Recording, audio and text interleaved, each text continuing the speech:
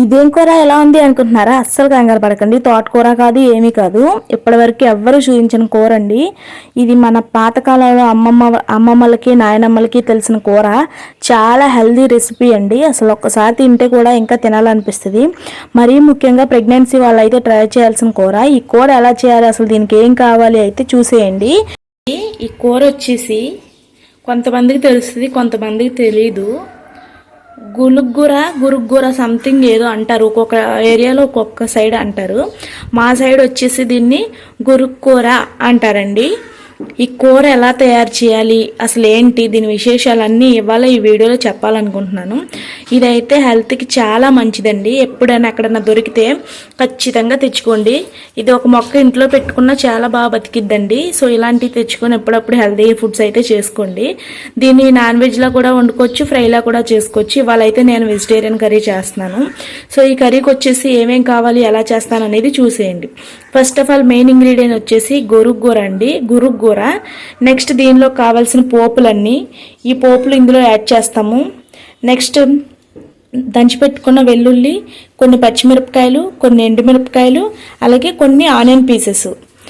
దీనికి పులుపు ఉండదండి. దీనికి పులుపు కోసం కొంచెం చింతపండు కానీ లేదా గోంగూర కానీ యాడ్ చేసుకోవాలి. ఒక కడాయి అయితే పెట్టుకోవాలి. అది బాగా హీట్ ఎక్కింది కదా. సో దీనికి కర్రీ కావాల్సిన ఆయిల్ అయితే యాడ్ చేసుకోండి. ఇక్కడ ఆవాలు, జీలకర్ర, పచ్చిశనగపప్పు, కొంచెం మినప్పప్పు, ఒక 4-5 మెంతి గింజలు, ఇవన్నీ వేసి బాగా ఫ్రై చేసుకోవాలండి. తయారు చేసుకున్న ఆనియన్స్, పచ్చిమిర్చి, ఎండుమిర్చి, అలాగే దంచిపెట్టుకున్న వెల్లుల్లి అన్నీ యాడ్ చేసుకోవాలి. ఇలా మొత్తం అంతా వేసి ఒకసారి బాగా ఫ్రై చేసుకోవాలండి. కొంచెం కరివేపాకు కూడా వేసుకొని, సో ఇవన్నీ బాగా ఫ్రై అయ్యాయి కదండి. ఇప్పుడు ఇందులో మనం ఫ్రెష్గా నీట్గా ఉన్న ఆ గురుగ్గూరని కడిగి పెట్టుకున్నానండి ఆల్రెడీ. ఒక 3 or 4 times వాష్ చేసింది, అది ఇందులో యాడ్ చేసుకోవాలి. ఫ్రెష్గా తీసుకున్న గురుగ్గూర ఇది. కూర మొత్తం ఇందులో యాడ్ చేసుకోవాలి.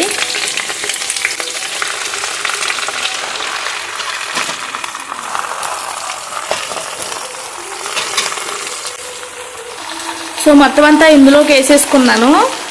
దీని నిండా ఉంది కానీ ఇది కర్రీ అయ్యేటప్పటికి చాలా కొంచెమే ఉంటుందండి. చూడండి ఒకసారి ఇది మొత్తం అంతా బాగా మిక్స్ చేసుకోవాలి.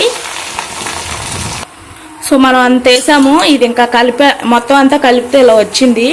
ఇంకా కర్రీ అంతా అయిపోయేటప్పటికి ఇది అయితే చాలా అయిపోద్దండి, కొంచెమే అవుద్ది. సో మొత్తం అంతా ఇలా బాగా మిక్స్ చేసుకొని మూత పెట్టేసి మగ్గించుకోవాలి. బాగా మగ్గి వాటర్ కూడా వచ్చేసింది కదండి. ఇప్పుడు టేస్ట్కి సరిపడా ఉప్పు అయితే యాడ్ చేసుకోండి. కొంచెం పసుపు. సో ఈ ఉప్పు పసుపు ఇందులో కలిసిన దాకా బాగా మిక్స్ చేసేయండి. మనం ఉప్పు కల్లులు వేసాం కదా, అది కరిగిపోద్దండి. ఇందులో వాటర్ వచ్చాయి చూసారా, అదిగోండి వాటర్, ఆకు నుంచి వచ్చిన వాటర్ ఇవి. ఈ వాటర్లో ఉప్పు పసుపు అంతా కలుస్తాయి. ఇంకా దీన్ని అంతా బాగా ఫ్రై చేసుకోవాలి. ఇదైతే గోంగూర అండి, తెలుసు కదా, పుల్ల గోంగూర. చాలా పులిపిస్తుంది కర్రీకి. ఈ కర్రీ పులుపుగా ఉండదు కాబట్టి ఇదైతే అందులో యాడ్ చేస్తాం మనం. సో అది బాయిల్ అవుతుంది కాబట్టి కర్రీ. ఇంకా ఈ కర్రీలో ఈ గోంగూర ఆకులు కూడా వేసేసి ఉడికించుకోవాలి. సో మొత్తం అంతా ఈ నీళ్ళల్లోనే ఉడికిపోవాలండి. ఇంకా ఎక్స్టర్నల్గా మనం వేసిన గోంగూర సరిపోతుంది. నేను ఎక్స్ట్రా టేస్ట్ కోసం అయితే ఈ చింతపండు ఒక 2 లాగా అలాంటిది వేసాను. సో మన కర్రీ అయితే రెడీ అయిపోతుంది. ఇంకా కొంచెం మగ్గాలి. మగ్గాక ఫైనల్గా కర్రీ అయితే చూపిస్తానండి. కొంతమంది ఈ కర్రీని ఎలా చేస్తారంటే పారుంచి ఫస్ట్ చేస్తారు. అలా చేస్తే ఏంటంటే యూజ్, దీనిలో ఉన్న ప్రోటీన్స్ అని విటమిన్స్ అని అన్నీ పోతాయి కదా. సో ఇలాగే డైరెక్ట్గా చేసుకుంటే అన్నీ మన కర్రీలోనే ఉంటాయి. ఫైనల్లీ మన కర్రీ అయితే రెడీ అయిపోయిందండి, గురుక్కూర కూర. సో ఇది ఇంకా ఇంతే, చాలా బాగుంది. టేస్ట్ చూశాను నేను, అసలు ఎక్సలెంట్గా ఉందండి. మనకి ఇది హెల్దీ ఫుడ్, అలాగే ఎప్పుడన్నా రేర్గా దొరుకుతుంది కాబట్టి ఖచ్చితంగా ట్రై చేసుకోండి. కర్రీ కొంచెం వేసుకుంటే అన్నం మొత్తం కలిసేలా అయితే ఇలా గ్రేవీగా వండుకోవాలి. ఈ కూర అయితే చాలా బాగుంటుందండి. సో దీని అవుట్పుట్ ఎలా వచ్చేసిందో చూసేశారు కదా. సో మీరు తప్పకుండా ట్రై చేసుకోండి. సో మనం అంత కూర అయితే తీసుకున్నాం కదా, కర్రీ చూసారా ఎంత కొంచెం వచ్చిందో.